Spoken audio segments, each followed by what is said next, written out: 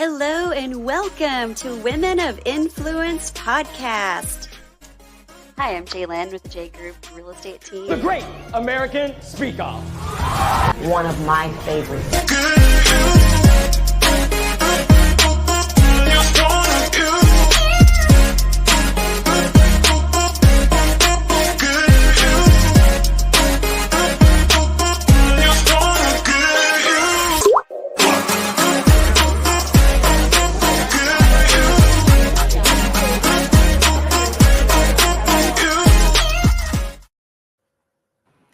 Hello, everyone, and welcome again to yet another Women of Influence podcast. This is my absolute favorite thing to do ever. And today I am so happy to announce we have the lovely Julie Fehrenbacher. Welcome, Julie. Welcome. Thank you for having me. Oh, you're welcome. Hopefully I didn't botch your last name too badly. You got it perfect. Oh, awesome. Get an A+. So, Julie, how did you find out about my podcast? I'm curious.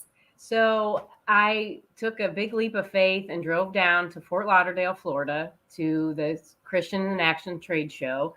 And your husband was there, Kelly Shaw, and he did a really great speaking on like the first introductory night, and was very dynamic. Well, the second day we were getting to know each other, all the vendors, and he had come up and said, "Hey, my wife does a podcast, and she has her calendar over here if you're interested in signing up." And it was kind of a cool connection. So that's what connected me. Oh, that is so awesome. That makes me so happy. He is like, honestly, my biggest cheerleader. I love that so much. Thanks, babe. So, Julie, I was researching, looking at your website. You have an amazing book. I'm actually going to go online on Amazon and order it, unless you have someplace else I can order it, called The Path to Surrender. Can you tell us a little bit about the book and like why you wrote it? Yeah. So I was not an English major in school. I studied biology, and I finished my track as a registered dietitian. I was working. And when I was blessed with two children, my first child really awakened me. I feel like God really awakened me to experience him in ways I had never experienced him before. And I just had this to my knees moment of it was like I was living for the first time. Really? And the experiences I was having were so exciting, how I was experiencing God, that I started journaling them. And not knowing what I would do with it. It was just really personal at the time. I'd never really talked about my faith with anybody. I'd never really talked much about what I felt about God. And it kept growing and growing. And I shared with someone what I was doing, and they said, well, it's really personal, so it might just be a good thing to just keep as a journaling. Well, life got a little harder. And I went through a really long valley season of divorce and just fear of losing my children and what may shift and change in my life. And I kept getting that nudge to do more with this calling that had been put inside of me. So I went to a women's speaking and writing conference. I left my kids for the first time. I flew on a plane to North Carolina, and I felt way out of my league. I mean, I thought, these are real authors and real speakers, and that is not who I am. But when I came home, I felt more focused on an outline for what the book was supposed to be. Initially, it started just my excitement about God. And then it became, that's where the title formed, The Path to Surrender. It was like I had to get a little further in the process to see that what I was writing about was my journey, basically from the dark into the light, and how I found God and how he helped me surrender. And so he started changing in me what the message was. And it was a message of kind of helping guide others to finding him like I had. Wow, that is so fascinating and so powerful. I know that there are many women out there, maybe in a similar situation that you were in, going through a really hard season, going through a lot of struggles in their life and not really knowing what to do, what path they should follow. And so that's really great that you were able to kind of listen to God, so to speak, and, just hear his voice and take the right next steps. I know, including myself, many of us, including myself, have a really hard time kind of understanding or knowing what to look for. Like, what does that sound like? So I know you said you were getting continually more and more excited about your relationship with God. So how did the chapters unfold for you, so to speak? It's really interesting you asked that. Writing was what ended up being chapter 5. So chapter 5, which is titled my first son's name, Riley, when God breathed new life into me. I thought that was going to be the whole book. And then it developed. I went to the end. The next part that I went to was, it was like the present state of my life, how I was surrendering at that present state. It was the struggle I was going through before the full surrender. And then it looped back around, and it was like, I was like, you got to tell the beginning of the story. So what preceded the to your knees moment? And I had to go back through that time, which was, that was difficult, because I had been, the exciting part is experiencing this new stage in my life. Then it was difficult to walk through the struggle, but I knew the victory on the other side. But to go back to the beginning and trace back through the steps of kind of what brought me to the decisions I made that took me to my knees was a process all of its own. And that was actually how I ended it. I ended at the beginning, which is kind of interesting. Oh, wow, that is interesting. I'm so excited to read the book. And yeah, it's just, I love having this conversation. I love speaking with other sisters in Christ, that's like my favorite thing ever, talking about God and Jesus and, my faith journey. I have my own faith journey. And I was a self-proclaimed atheist for many, many years of my life. And up until just very recently, I became a believer. I had, as you describe, a on my knees moment. And that's when I realized, I'm like, oh, it's not just me out here. There's this actual presence and this love. I could feel it. And my life just completely changed from that point on. But anyway, so what would you say to other women who are in a particular struggle? They're looking for a sign from God. They're looking for ways to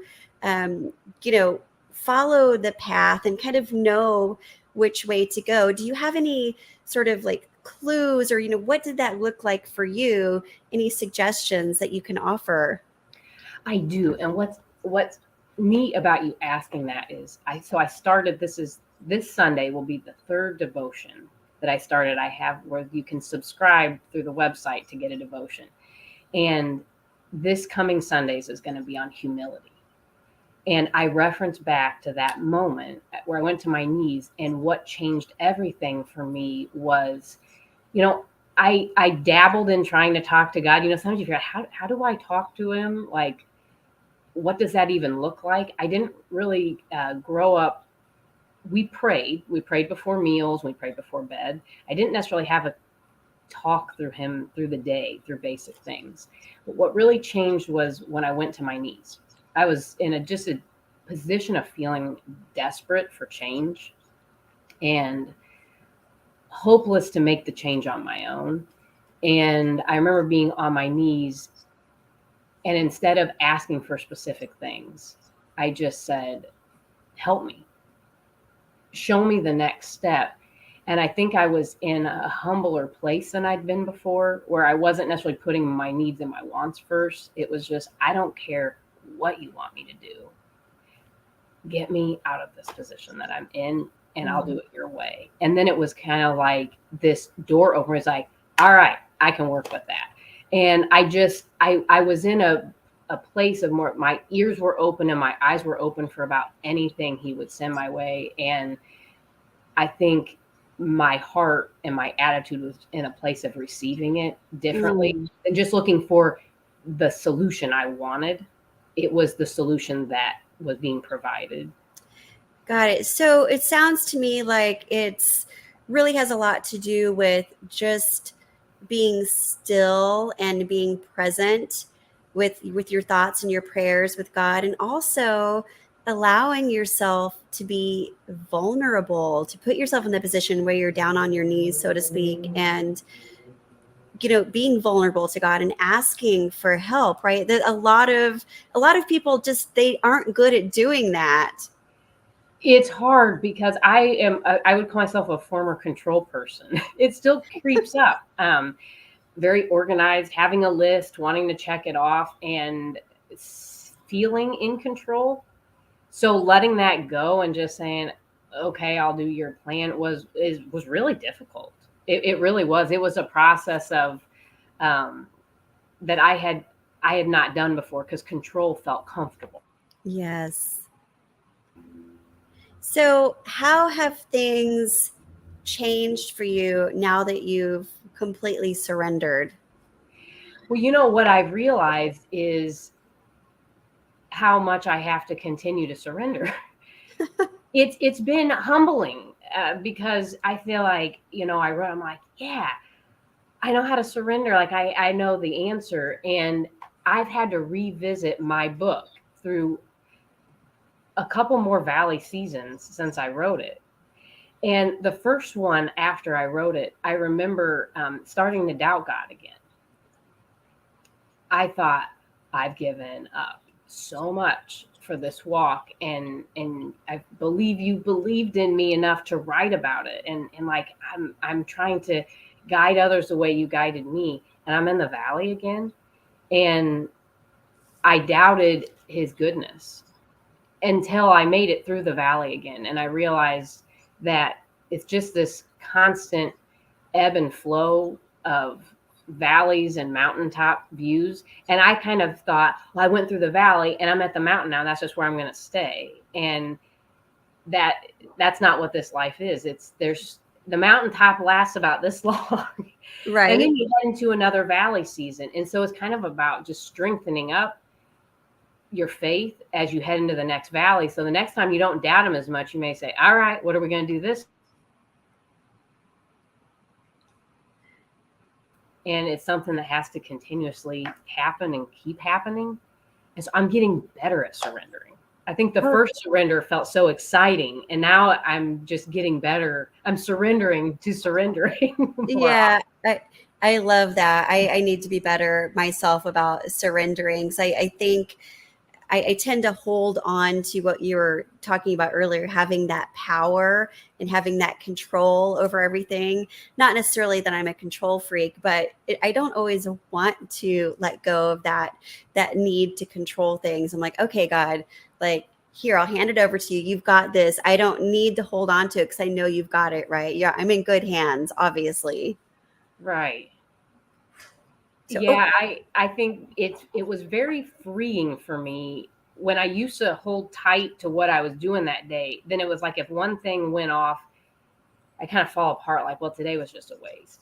yeah. And then when I started to surrender and just flow, every day felt successful because it felt like there was purpose, even if it was a bunch of failings. I was able, they seem like failings.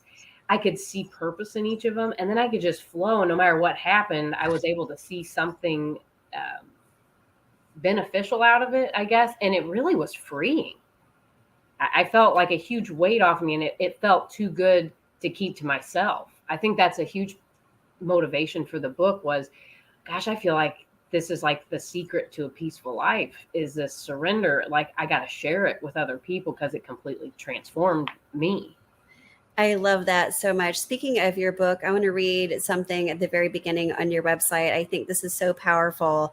You say, I see you. I am proud of you. I am amazed by you. I want to spend more time with you. You are a rare and wonderful creation of mine, and I smile at the thought of you. Like, if that doesn't give you the warm fuzzies, I don't know what will, to be honest. That is so awesome. That was that was the exact thing I felt the Lord say to me when he was inviting me back. I feel like there was a particular psalm that my son read, he asked me to read. I had said, pick a number. And he said 40. We were reading it before bed one night. And this was really before I fully surrendered. And it was Psalm 40. And it starts, I called out to the Lord, and he heard my cry. He lifted me out of the muck and the mire, and he set my feet on a rock. He gave me a firm place to stand and put a new song in my mouth. And it goes on. But it was like in that moment, he was saying, I see you. And I'm proud of where you've come from. And I'm amazed by you. And I want to spend more time with you. And you are rare and wonderful. And I went through a really difficult season of loss where I was feeling those things for people I'd lost in my life. And those were the things I wished I could say every day to them. And I felt God say, the best gift you can give is all that love that's in you that you can't express. Share it with other people, because everyone wants and needs to hear that. Yes. Everybody wants to hear those things. And that became the beginning of the website. I thought, I want people to land on that website and feel invited and loved as soon as they show up there. And that was important to me. That is wonderful. I think it would be great if everybody could take what you wrote, what's on your website, and just put it on a piece of paper and put it on their mirror. So that's the first thing you see in the morning when you wake up and you're brushing your teeth or whatever, or on your refrigerator. Like, you can't help but see that warm and inviting message. I think that would be so wonderful. That's what I'm going to do. I hope so. Well, I've had to read it to myself and remind myself he does feel this way about me. Because it's like, it does feel good. And I know he feels that way about us. Yes, he does. So, Julie, if somebody wanted to get hold of you, how would they go about doing that? I do have your website saved here, by the way, on a banner. Let me show that. Hopefully I have it spelled correctly. Yeah. I did copy and paste it. Yep, it's julieannfehrenbacher.com. There is a www in front, but maybe that's assumed with that. Yeah, I think it's probably assumed. Hey, y'all, if it doesn't work without the www, just type in the 3 W's, okay? So if you go there, there is at the bottom of the page, there's a link to subscribe to the weekly devotional. I send it out on Sundays. There's also a link to, you can send me a message through the Connect With Me page. That's the link on the last page. And there's also a Facebook page. It's called The Path to Surrender. And there, I do share the devotion on there as well. I also did a series where I had kind of the story behind the story. So kind of some of the behind the scenes of the chapters and the stories within the book that people can look at. And that's another way that you could reach out with me. Okay, I love that so much. Everybody go to juliannefehrenbacher.com. It's kind of a mouthful. Hopefully you're watching this StreamYard so you can see how it's spelled. But I'm going to personally go on to your website and sign up, subscribe for your devotional, and join the Facebook group. And I'm going to order your books. I'm super excited to read it. Awesome. Thank you so much. You're welcome. Julie, do you have any last words of advice and or wisdom that you would like to share with our audience? I guess what I want people to know that are listening is I am sure anybody that is listening woke up with some ache in their heart or some concern that they have. And I did too. And you're not alone. God sees you. And if you stretch your arms up and you open your heart, He'll lead you to the next step to solve whatever's in front of you and bring a sense of peace to you around it. And am just a big believer because I've been on both sides of not believing, not knowing, and believing, and don't give up. Beautiful. I think that's just so apropos and perfect. I love it so much. Thank you, Julie, for being on my podcast. I really do appreciate you. And I am looking forward to going on your website and doing all of the stuff I said I was going to do. And Yes. please, everybody, if you have any questions, if you need to get a hold of Julie, please do reach out to her on her website. And I hope you all have a blessed and beautiful day. Yes. So nice to connect with all of you. All right. Take care, everyone.